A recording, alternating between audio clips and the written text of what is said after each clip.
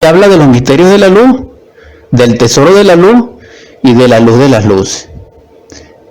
Entonces vemos allí que la selección es maravillosa, porque Jesús el Cristo nos muestra cuáles son las pruebas y nos muestra y nos señala y nos describe cuáles son las condiciones y requerimientos y cuáles son cada una de sus fases. Desde que Él nace, en aquel pesebre, etcétera, hasta cuando es asesinado, muerto, sepultado. Es obvio que pasa por la crucifixión y se levanta de entre los muertos como unigénito y posteriormente asciende. Y otros misterios que desconoce, dijéramos, la mayoría de la humanidad. En este punto es interesante que en la vida del Cristo, Él nos muestra todo el proceso selectivo. ¿Y quién lo selecciona? ¿Quién lo selecciona? El Espíritu de la Verdad, el Padre y toda la dinastía solar. Y que está representado por Melquisedec en el nivel inmediato. Porque Jesús el Cristo fue iniciado en la logia blanca o los misterios de la luz a través de Melquisedec. Rey del mundo, Rey de Salem, Rey de paz, sin genealogía, sin principio ni fin, semejante al Hijo del Hombre. Entonces, ¿quiénes rigen los misterios del probismo? Las divinidades. Y dentro de esas divinidades hay una gran constelación, una infinitud de seres. Entre ellos tenemos grandes ángeles, arcángeles, etc. Y que podemos mencionar entre ellos a uno de los 4 tronos del universo, que es Sanat Kumara, otro ser esplendoroso, Melquisedec, 8 cabires que pertenecen a los misterios del Asia y que constituyen lo que se llama la orden sagrada del Tíbet. Para algunas personas esto es extraño, pero para la persona que tiene cierto nivel de educación crística al respecto, entiende y comprende el asunto que estamos planteando, pero estamos haciendo una información general para todos, al menos para inquietarlo y para ampliarle esos horizontes mentales de conocimiento. ¿Por qué? Porque el cristianismo no es aislado, ni es una secta, ni es una iglesia, ni es un grupo, no. Entonces, la selección es a nivel mundial y el Cristo Jesús, nuestro Salvador, Yeshua Pandirá, en su vida nos enseñó cómo calificarla.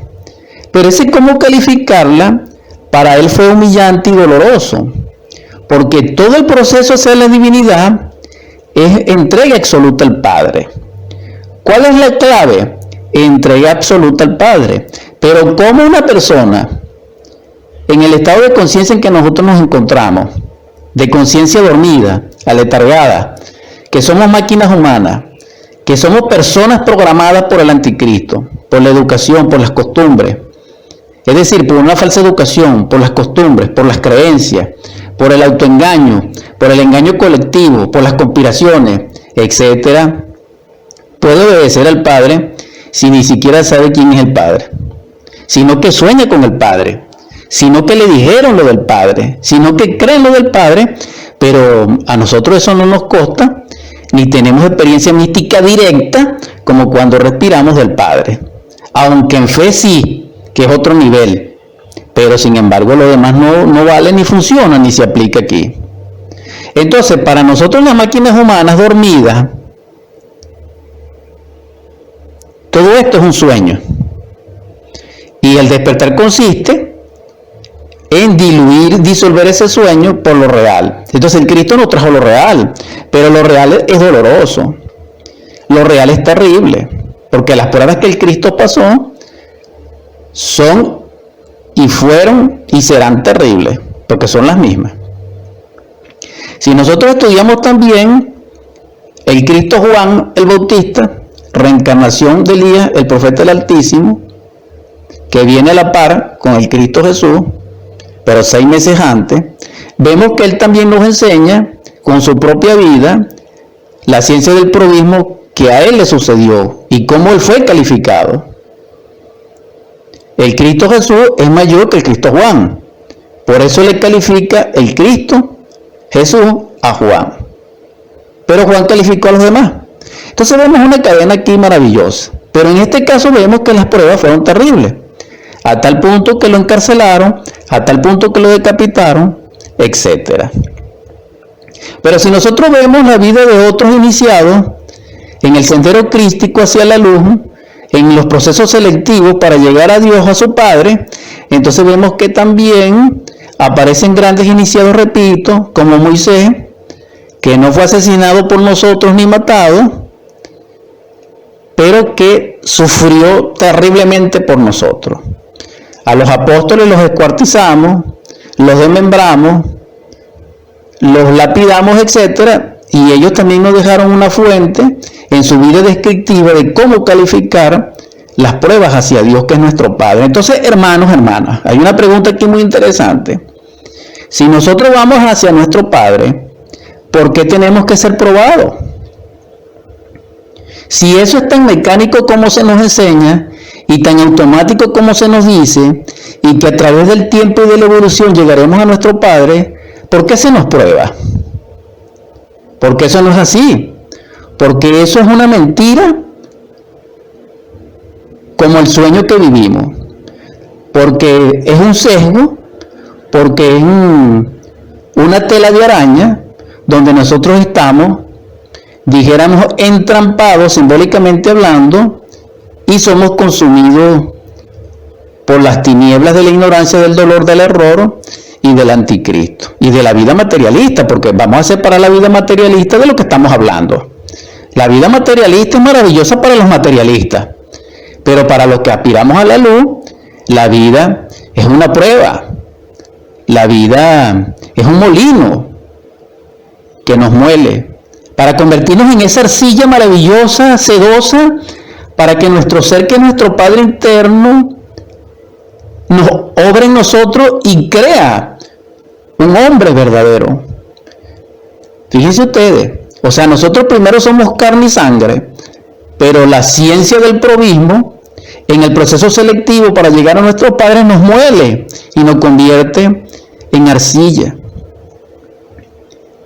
Y Dios, nuestro Padre, nos amasa con las aguas, con esas aguas extraordinarias que separó Moisés al principio, cuando lo describe en el Génesis, del caos, para que la vida surja como un cosmos, como un orden, como un hombre verdadero. Nuestro llamado es a ser hombres cósmicos, hombres Moisés, hombres Juan, hombres reales. Pero nuestro Padre tiene que crearnos, o en este caso recrearnos, reconfigurarnos, dándonos una nueva identidad como elegido, cuando amasa lo que fue nuestro cuerpo, nuestro físico, nuestra carne, nuestra personalidad, y la transforma en esas piedras de molino que son las pruebas para calificarnos, y nos convierte en esa arcilla sedosa, esplendorosa y mágica, para construirnos el alma y para construirnos el espíritu. Entonces, esto es doloroso, hermanos, hermanas, pero es extraordinario, porque igualito la vida es dolorosa, porque existe el proceso doloroso de la vida mecánica sin premio, sin selección, sin calificación, y esa vida nos conduce al abismo, y esa vida nos conduce al Seol o al Hades. ¿Por qué? Porque es el camino ancho, es el camino deleituoso y delictuoso, o sea, de delito, cuando nosotros le damos la espalda a la divinidad. Entonces, esa vía ancha es la que todos tomamos, pero la mayoría de nosotros la toma como justificativo de que yo tengo libre albedrío y que de que yo creo en Dios, y nos ponemos la Biblia debajo de nuestros brazos y nosotros vendemos una imagen muy espléndida, pero Dios no tiene nada que ver con espléndida en apariencia, no. Él necesita probarnos. Y para probarnos, Él nos llama. Y cuando nos llama es extraordinario porque quiere salvarnos. Porque una cosa es ser llamado a la selección y otra cosa es ser seleccionado y otra cosa es nunca ser llamado. Porque aunque nosotros somos llamados, ciertamente alguno de nosotros no ha sido llamado aún. Aunque sean muy pocos, pero los hay. Sin embargo, confirmo, fuera de la retórica, de que ya en estos tiempos en que nos encontramos, la mayoría de la humanidad ha sido llamada. ¿Por qué? Porque estamos en el fin del fin de la raza aria, del Kali Yuga. Entonces sí, fuimos llamados. Pero nosotros, cuando se nos dicen las condiciones del llamado y se nos presenta la puerta angosta, estrecha y difícil del sendero que ha de llevarnos hasta nuestro Cristo interno, Salvador, hasta nuestro Yeshua interior y hasta nuestro Padre, nosotros no nos agrada. ¿Por qué? Porque nosotros somos tibios, porque nosotros queremos vivir en el placer, ser cómodos, placenteros, pero no nos gusta la ciencia del probismo, no nos gustan las pruebas. ¿Por qué? Porque si Jesús el Cristo fue tentado en el desierto con hambre, ciertamente nosotros estamos llamados en ciertos momentos a padecer hambre. ¿Para qué? Para ver si somos fieles al Cristo, para ver si somos fieles a nuestro Padre, para ver si somos fieles a nuestro ser, para ver si somos fieles a la divinidad, para ver si permanecemos firmes. Pero eso no nos gusta a nosotros, porque cuando viene la hora de la desolación, del hambre, de la tribulación, nosotros vendemos a nuestro Cristo interior por un plato de lentejas, como lo hizo este hermano en la descripción bíblica, que no recuerdo bien en este momento, pero se relaciona con un drama bíblico donde el hermano mayor, parece que es Esaú, vende su progenitura, su derecho primigenio de hijo, a su hermano menor, porque él venía cansado. Algo así, pues. En todo caso, ciertamente es un error vivir mecánicamente. ¿Por qué? Porque para llegar a nuestro Padre no es automático, no es por el tiempo, no es porque seamos buenos, no por las costumbres, no por la fama, no por la heredad. No, para llegar a nuestro Padre necesitamos negarnos a sí mismos, tomar la cruz y seguir a nuestro Cristo interno. Y ese proceso es totalmente iniciático, ese proceso es totalmente esotérico, místico, religioso, yogístico, brahmánico, búdico. Es decir, pertenece a todo el principio cósmico universal de toda la raza, de ser en el ser a través de la perfección. Entonces, el proceso de la perfección, porque está escrito que Dios quiere, el Padre quiere que nosotros seamos perfectos, dice, sé perfecto como vuestro Padre es perfecto. Así está escrito en la Biblia. Entonces, esta palabra nos indica que para llegar a la perfección necesitamos perfeccionarnos. Y el proceso de perfección, de purificación, se sostiene y se fundamenta en una calificación, y esta calificación procede en unas pruebas, y esas pruebas tienen como principio cósmico la divinidad. Entonces, si la clave para llegar a nuestro Padre, a la divinidad y a la perfección, es ser probado, pero trascender la prueba, para poder asimilar la naturaleza divina dentro de nosotros, que está sobre toda prueba, a través de la fidelidad, entonces necesitamos primeramente obedecer a nuestro Padre íntimo, así en los cielos como en la tierra, y donde quiera que sea. Porque el Cristo dijo que Él obedecía a su Padre. Entonces esa es una enseñanza extraordinaria, y es la clave para pasar todas las pruebas.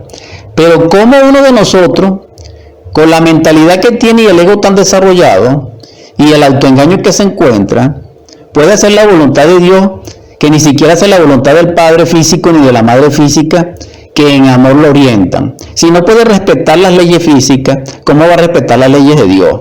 ¿Cómo una máquina humana de nosotros, como nosotros, llena de orgullo intelectual, va a escuchar la palabra de su padre?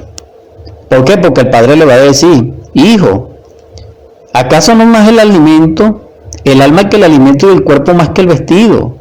Buscar el reino de Dios y su justicia, que los demás os daré por añadidura. Entonces uno dice: no, padre, no, yo tengo libre albedrío, yo quiero vivir bien. Yo necesito un carrito, yo necesito una esposa, yo necesito un apartamento, yo necesito un viajecito para la playa, porque estoy estresado. Entonces la gente le demanda a Dios condiciones, me explico. Dios, en vez de elegirnos a nosotros elegimos a Dios. Y la gente que elige a Dios o a los dioses, es lo que generalmente le aportan las cosas. Por eso es que existe, dijéramos, las tinieblas. Entonces, esto es algo terrible, hermano. ¿Por qué? Porque el tema de la salvación, el tema de la selección, implica superesfuerzo sostenido, constante. Aquí no vale esfuerzo, no, hermano. ¿Por qué en la enseñanza que predico no hay interés